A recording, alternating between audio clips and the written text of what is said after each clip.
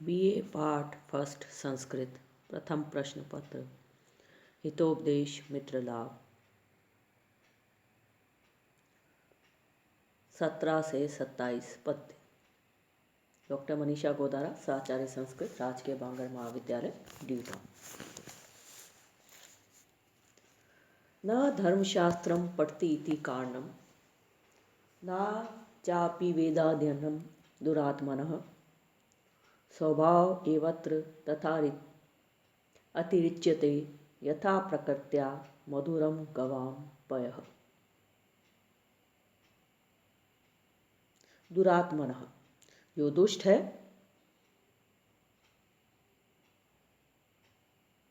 उसे धर्मशास्त्र और वेद पढ़ने से क्या होता है।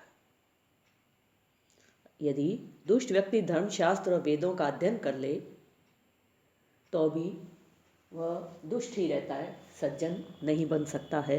उसका स्वभाव ही सबसे प्रबल होता है। जो दुष्ट है उसे धर्मशास्त्र और वेद पढ़ने से क्या होता है, क्योंकि स्वभाव ही सबसे प्रबल होता है।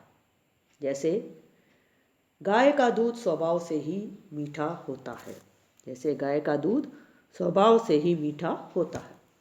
जो दुष्ट है वह यदि धर्मशास्त्र और वेद पढ़ ले तो उससे भी क्या लाभ, क्योंकि स्वभाव ही सबसे प्रबल होता है। जैसे गाय का दूध स्वभाव से ही मीठा होता है, इसी तरह दुर्जन व्यक्ति वेदों का अध्ययन करने से, धर्मशास्त्र का अध्ययन करने से भी सज्जन नहीं बन सकता, अपना स्वभाव नहीं छोड़ सकता है। वह दुष्ट ही रहता है, दुर्जन ही रहता है। किंच, और भी, अवश इंद्रिय चित्तानाम हस्ति स्नानम इव क्रिया दुर्भगा आभरण प्रायो ज्ञानम भार क्रियाम विना। अवश इंद्रिय चित्तानाम, और जिनकी इंद्रियां और चित्त वश में नहीं है, उनका व्यापार हाथी के समान, हाथी के स्नान के समान व्यर्थ है, निष्फल है। अवश इंद्रिय चित्तानाम, और जिनकी इंद्रियां और चित्त वश में नहीं है, उनका कार्य, उनकी क्रिया, उनका व्यापार हस्ति स्नानम एव, हाथी के स्नान के समान निष्फल है, व्यर्थ है। और इसी प्रकार क्रिया के बिना ज्ञान। दुर्भगा आभरण प्रायो, वंध्य स्त्रियों के पालन पोषण के समान भार है अथवा निष्फल है। और जिनकी इंद्रियां चित्त वश में नहीं है, उनका व्यापार हाथी के स्नान के समान निष्फल है। और इसी प्रकार क्रिया के बिना ज्ञान वंध्य स्त्रियों के पालन पोषण के समान भार अथवा निष्फल है। और इसी प्रकार क्रिया के बिना जो ज्ञान है वह वंध्य स्त्रियों के पालन पोषण के समान भार है अथवा निष्फल है। और जिनकी इंद्रियां और चित्त वश में नहीं है, उनका व्यापार हाथी के स्नान के समान निष्फल है। और इसी प्रकार क्रिया के बिना ज्ञान वंध्य स्त्रियों के पालन पोषण के समान भार अर्थात निष्फल है। वस्तुतः गजवद स्नानम आचरेत, ये उक्ति केवल स्नान की रीत बता देती है, क्योंकि हाथी नहाने के बाद तुरंत ही सूंड से अपने शरीर के ऊपर मिट्टी फेंकता है, धूल फेंकता है, जिसकी वजह से उसका स्नान निष्फल ही है। जैसे हाथी नहाने के तुरंत बाद ही सूंड से अपने शरीर के ऊपर धूल फेंकता है, जिस वजह से उसका स्नान निष्फल ही है। विधवा स्त्रियों के गहने पहनने के समान निष्फल है, ऐसा अर्थ भी हो सकता है। अर्थात जैसा कि संतति उत्पत्ति की आशा न होने से वंध्या का पालन पोषण भार है, वैसे ही बिना पति के विधवा को अलंकार भार है। विधवा स्त्रियों के गहने पहनने के समान निष्फल है, ऐसा अर्थ भी हो सकता है। अर्थात जैसा कि संतति उत्पत्ति की आशा न होने से वंध्या का पालन पोषण भार है, वैसे ही बिना पति के विधवा को अलंकार भार है।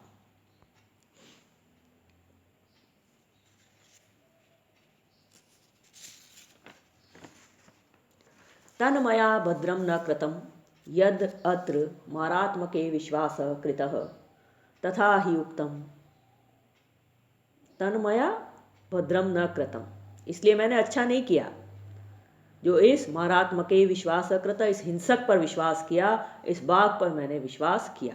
तथा ही उक्तम, जैसा कि कहा गया है। नदीनाम शस्त्रपाणिनाम नखीनाम श्रृंगिनाम तथा विश्वासो न एव कर्तव्य स्त्रीषु राजकुलेषु च।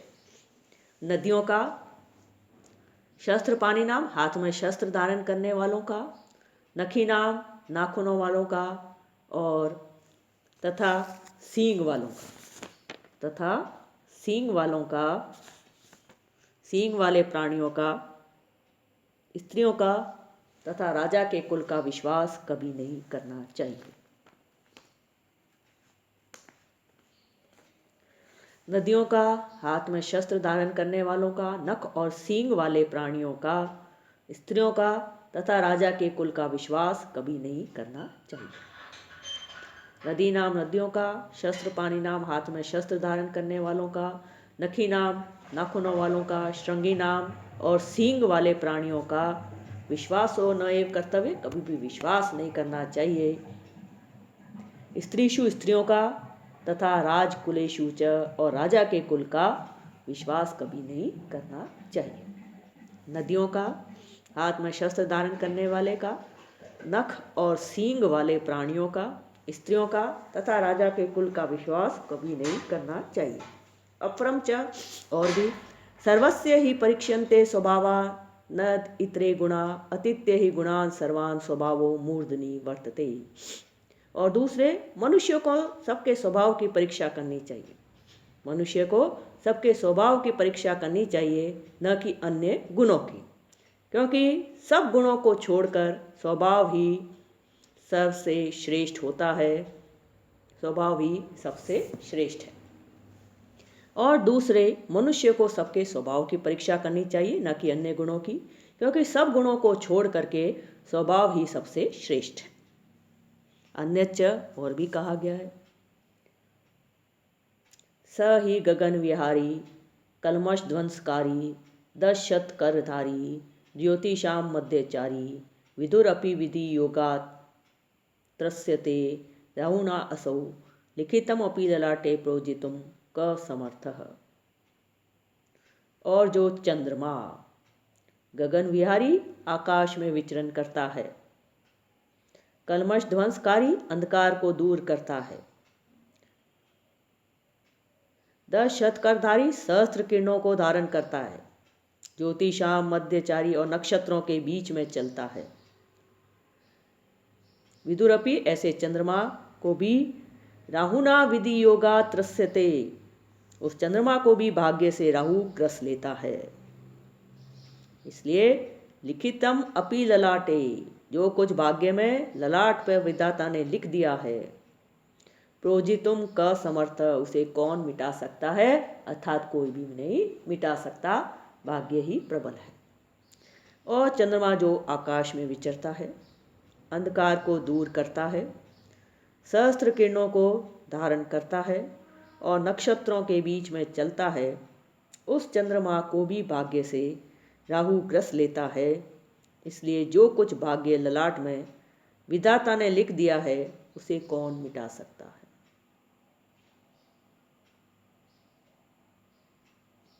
और चंद्रमा जो आकाश में विचरता है, अंधकार को दूर करता है, सहस्त्र किरणों को धारण करता है और नक्षत्रों के बीच में चलता है, उस चंद्रमा को भी भाग्य से राहु ग्रस लेता है। इसलिए जो कुछ भाग्य ललाट में विधाता ने लिख दिया है, उसे कौन मिटा सकता है।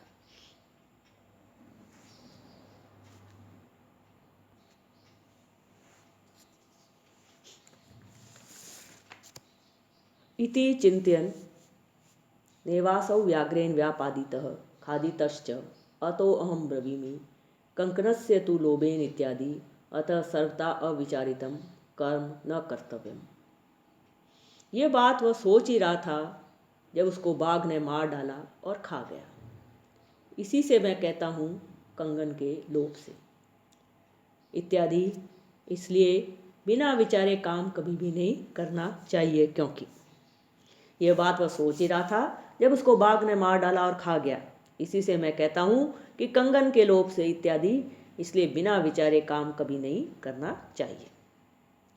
सुजीर्णम अन्नम सुविचक्षण सुता सुशासिता स्त्री नृपति सुसेवितः सुचिन्त्य च उक्तम सुविचार्य यत्कृतं सुदीर्घ काले अपि न याति विक्रियाम।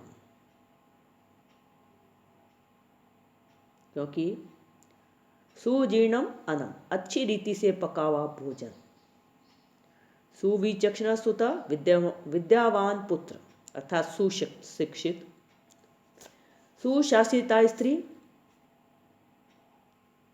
सुशिक्षित अर्थात आज्ञाकारिणी स्त्री, अच्छी रीति से पका हुआ भोजन, विद्यावान पुत्र, सुशिक्षित अर्थात आज्ञाकारिणी स्त्री,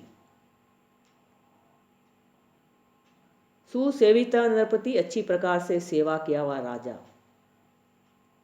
सुचिंत्य च उक्तम सोच कर कहा हुआ वचन, सुविचार्य यत्कृतम और विचार कर किया हुआ कार्य, सुदीर्घ काले अपि ये बहुत समय तक भी न याति विक्रियाम कभी भी नहीं बिगड़ते हैं, ये बहुत काल तक कभी भी नहीं बिगड़ते, क्योंकि अच्छी रीति से पका हुआ भोजन, विद्यावान पुत्र, आज्ञाकारिणी स्त्री, अच्छे प्रकार से सेवा किया हुआ राजा, सोच कर कहा हुआ वचन और विचार कर किया हुआ काम, ये बहुत काल तक कभी भी नहीं बिगड़ते हैं।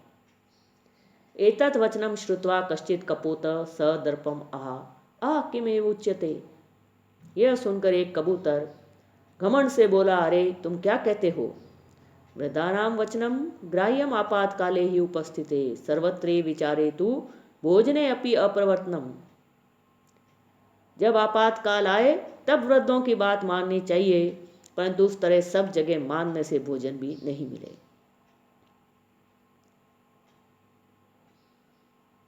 वृद्धानाम वचनम ग्राह्यम आपातकाले ही उपस्थिते, जब आपातकाल आए तब वृद्धों की बात माननी चाहिए। सर्वत्र विचारे, परंतु सब जगह अगर हम विचार करें तो भोजने अपि अप्रवर्तनम, तो भोजन भी नहीं मिले। यतः क्योंकि शंका भी सर्वम आकृतम अन्नम पानम च भूतले प्रवृत्ति कुत्र कर्तव्या जीवितव्यम कथम नु वा। क्योंकि भूतले इस पृथ्वी तल पर अन्न और पान इत्यादि सब, इस भूतल पर अन्न और पान इत्यादि सब संदेहों से भरा हुआ है। किस वस्तु में खाने पीने की इच्छा करें और कैसे करें, क्योंकि इस भूतल पर अन्न और पान सब संदेहों से भरा हुआ है। किस वस्तु में खाने पीने की इच्छा करें और कैसे जीवित रहें, तो किस वस्तु में खाने पीने की इच्छा करें और हम जीवित और कैसे जीवित रहें।